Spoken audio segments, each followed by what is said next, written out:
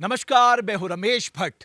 आप सोचिए, 11 वर्ष की उम्र में एक असाधारण बालक केरल के गरीब परिवार से जन्मा और उसके बाद सनातन धर्म के प्रचार प्रसार के लिए उन्होंने हिमालय का रुख किया।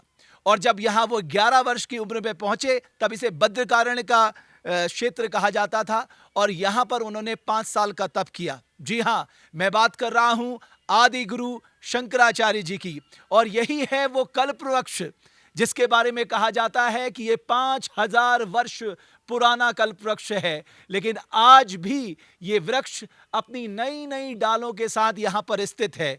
और ये एक ऐसा चमत्कार है जिसके बारे में वैज्ञानिक भी नहीं जान पाए हैं। यह विश्वास का एक ऐसा केंद्र है जहां आकर जो सनातन धर्म को मानने वाले लोग हैं वो भी चकित रह जाते हैं। मेरे साथ पंडित शिवानंद उनियाल जी हैं। आइए उनसे जानते हैं कि आज से 2500 वर्ष पूर्व जब आदि गुरु शंकराचार्य 11 वर्ष की आयु में यहां पर आए थे और यहीं उनकी नीचे गुफा है, इसी मंदिर के अंदर उन्होंने तप किया था और यहीं शायद जो कहते हैं उनको प्रकाश की प्राप्ति हुई थी। मैं चाहता हूं कि ये जो पूरा महात्म्य है वो आप जरूर हमें बताएं। भगवान आर्य शंकराचार्य जी 11 वर्ष की उम्र पे इस उत्तराखंड में पधारे ज्योतिर्मठ में। यहाँ पे आके उन्होंने इस कल्प वृक्ष के नीचे 5 वर्ष तक तप किया और यहाँ पे उनको दिव्य ज्योति के दर्शन हुए और ज्ञान की प्राप्ति हुई। और जो शांकर भाष्य दिग्विजय वगैरह सारा उन्होंने जो है इसी वृक्ष के नीचे लिखा। और जब ज्योति के दर्शन हुए उनको, इसी जगह का नाम उन्होंने ज्योतिर्मठ रखा। और इसी पे जो है उन्होंने यहाँ पे अखंड ज्योति जली और उस जगह पे भगवान ज्योतिरेश्वर महादेव की प्राण प्रतिष्ठा की। इसी जगह का नाम इसलिए ज्योतिर्मठ रखा गया। और यहीं से उनको कहते हैं आकाशवाणी हुई कि यहाँ से बद्रीनारायण क्षेत्र है, वहाँ पे आप जाइए। और नारद कुंड में भगवान ने खुद अपने मुख से कहा कि नारायण की मूर्ति पड़ी हुई है, उसकी जो है पुनः स्थापना कीजिए। हाँ, ये वो दौर था जब बाहर के लोग जो थे हमारे वेदों पे प्रश्न लगाते थे, हमारी धार्मिक मान्यताओं विश्वास पे प्रश्न लगाते थे। और आक्रमण भी हुआ था तब बद्रीनाथ धाम में।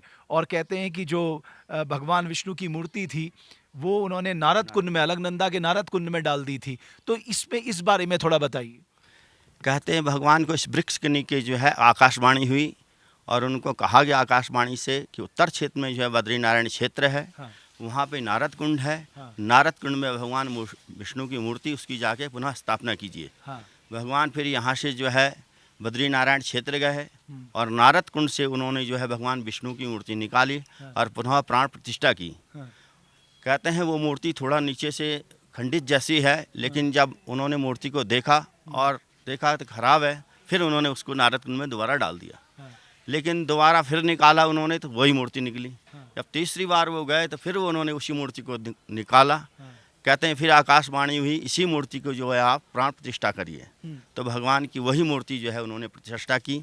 और वो मूर्ति कहते हैं भगवान सतयुग की है। अच्छा। जो सतयुग में भगवान ब्रह्मा जी ने जो है बद्रीनाथ जी की प्रतिष्ठा की थी। हाँ। तो ये सतयुग का धाम है बद्रीनारायण क्षेत्र। हाँ। सतयुग के बाद जो है भगवान आद्य शंकराचार्य जी ने कलयुग में उसी मूर्ति की प्रतिष्ठा की। जी। और ये जो मैंने कहा ना, अभी हमारे मित्र भी बता रहे थे जो वनस्पति वैज्ञानिक हैं वो लगातार रिसर्च कर रहे हैं। लेकिन अगर मैं देखने की कोशिश करूं अंदर से, ये जो वृक्ष है मूलतः ये शहतूत का वृक्ष है। लेकिन क्योंकि आदि गुरु शंकराचार्य ने यहाँ पर तप किया था और ये 5000 वर्ष तकरीबन पुराना हो चुका है, लेकिन आज भी ये अपने आप में एक रहस्य बना हुआ है कि साहब जो अंदर से इतना खोखला हो चुका है, अगर यहाँ से मैं आपको दिखाऊं तो उसमें नई नई ये जो डाल, नए नए पत्ते कैसे आ रहे हैं। ये मुझे लगता है ये वैज्ञानिक सोच से ऊपर है। जी, ये वृक्ष जो है, जब कहते हैं भगवान आदि शंकराचार्य जी यहाँ पे पधारे थे, इस वृक्ष की उम्र पूरी हो चुकी थी। और उनके यहाँ पे 5 वर्ष तप करने के बाद दोबारा जो है ये वृक्ष फिर हरा भरा हो गया। और 2700 वर्ष भगवान आदि शंकराचार्य जी को हो चुके हैं। इसी से ये प्रमाण लगाया जाता है कि ये वृक्ष जो है 5000 वर्ष से ज़्यादा पुराना है। जी।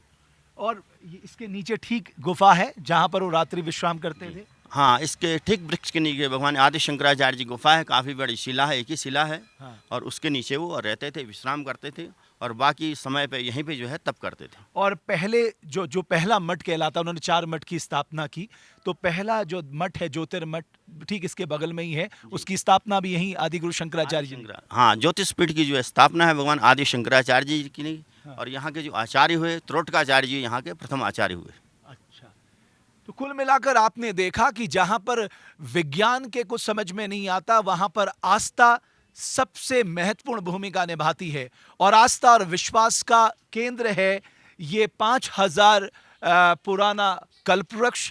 और ये आज भी, चाहे वो अंदर से खोखला हो चुका है, लेकिन जैसा कि मैंने बताया कि अगर आप एक नज़र डालेंगे तो आप भी ये सोचने पे विवश हो जाएंगे कि ये कैसी अलौकिक शक्ति है, कैसी ये ताकत है कि आज भी इस वृक्ष में नई नई डालें खिल रही हैं।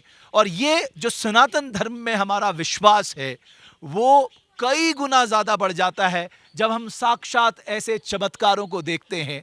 और सोचिए, आदि गुरु शंकराचार्य ने तो 11 वर्ष की छोटी सी आयु में यहाँ पर आके तप किया था। और आज जो सनातन धर्म का पूरी दुनिया में बोलबाला है, उसका सारा श्रेय अगर किसी को जाता है तो वो आदि गुरु शंकराचार्य महाराज को जाता है। बहुत बहुत धन्यवाद आपका। अगर आप हमारी इस खबर को फेसबुक पे देख रहे हैं तो पेज को फॉलो करें, और अगर यूट्यूब पे देख रहे हैं तो चैनल को सब्सक्राइब जरूर करें।